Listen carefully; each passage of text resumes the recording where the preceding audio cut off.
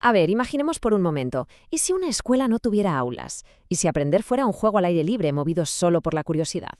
Pues a finales del siglo XIX, un hombre en Granada se hizo exactamente estas preguntas. ¿Y su respuesta?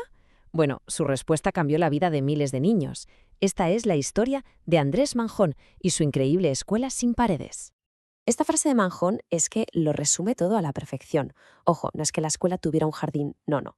Es que el jardín en sí mismo era la escuela. Una idea que suena muy poética, sí, pero que era súper práctica. Para él, la naturaleza, el juego, la curiosidad eran herramientas muchísimo más potentes que una pizarra y cuatro paredes. Y es que fijaos en los pilares de su modelo, porque es alucinante. Aquí toda la finca era el aula. O sea, los mapas se dibujaban directamente en el suelo, las mates se aprendían contando piedras y la historia se cantaba. Era una educación total para la mente y para el cuerpo. Y aquí viene lo más radical. Era completamente gratis para los más pobres. Y no solo eso, se les daba comida, ropa y libros. Vamos, que era un refugio, no solo una escuela. Pero claro, la pregunta es, ¿de dónde sale una idea tan rompedora en esa época?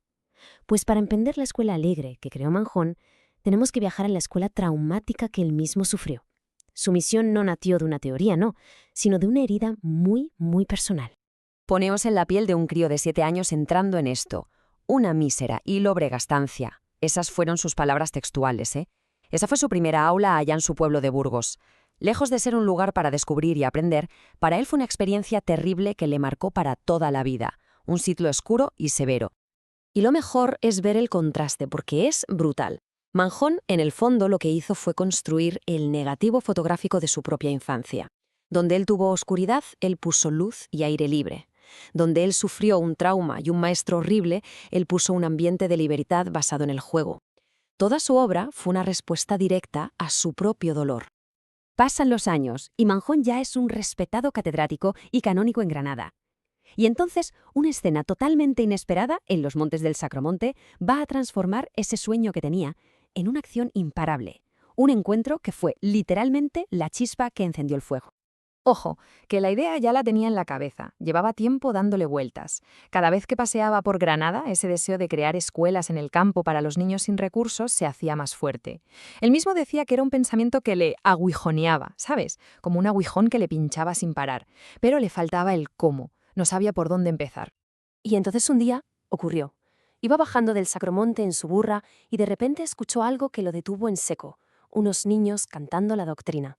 Con sus propias palabras, me dio un salto el corazón. Se bajó de la burra, se puso a trepar por la vereda y allí, en una cueva, encontró el empujón definitivo que necesitaba. ¿Y quién era la responsable de esos cantos? Pues una mujer a la que llamaban la maestra Migas. Una mujer que había salido del hospicio, con 3 hijos y sin un duro.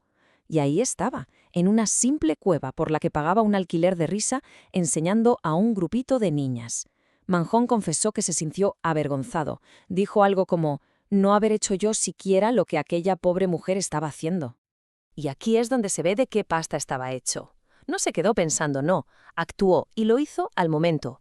Habló con la maestra, se movió para que las niñas tuvieran comida de las sobras de un colegio cercano y como primer gesto se hizo cargo del alquiler de la cueva. Ese pequeño pago fue la primera piedra de un proyecto educativo gigantesco.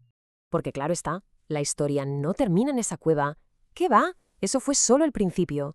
Aquel acto de apoyar a una maestra humilde fue la semilla de un movimiento educativo que acabó extendiéndose por toda España.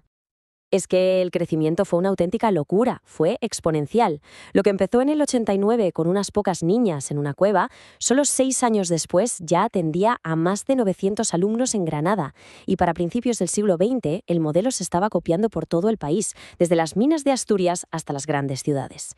La idea era demasiado buena como para quedarse solo en Granada. Pero claro, mantener este sueño costaba dinero. En 1895, el gasto diario era de 200 reales, que era una pasta. Manjón ponía su propio sueldo de catedrático, pero llegó un punto en el que admitió que no podía más, que no le llegaba. Y esto lo obligó a hacer algo que no le gustaba nada: pedir dinero, buscar benefactores para que la obra no se detuviera. Para entender bien la obra hay que entender al hombre que la creó. Y Manjón no era un personaje simple, para nada. Era un hombre de profundos contrastes, un verdadero cruce de caminos entre la tradición más pura y la innovación más radical. Mirad, para ponernos en contexto, en esa misma época estaba la famosa Institución Libre de Enseñanza, la de Giner de los Ríos, que buscaba formar a las élites que iban a modernizar España desde una perspectiva laica. Pues bien, Manjón iba en la dirección contraria. Su foco no eran las élites, eran los del montón, como él decía, la base de la pirámide. Y su proyecto, totalmente anclado en la tradición católica, buscaba la estabilidad social educando a los más pobres. Hay que decir que el pensamiento social de Manjón era muy de su tiempo, una visión bastante conservadora. Esta cita lo deja muy claro. Las estructuras sociales se veían como algo querido por Dios. El papel de los ricos era ser generosos y el de los pobres, pues, ser resignados. Una perspectiva que hoy nos choca mucho, pero que era muy común en la Iglesia española de la época.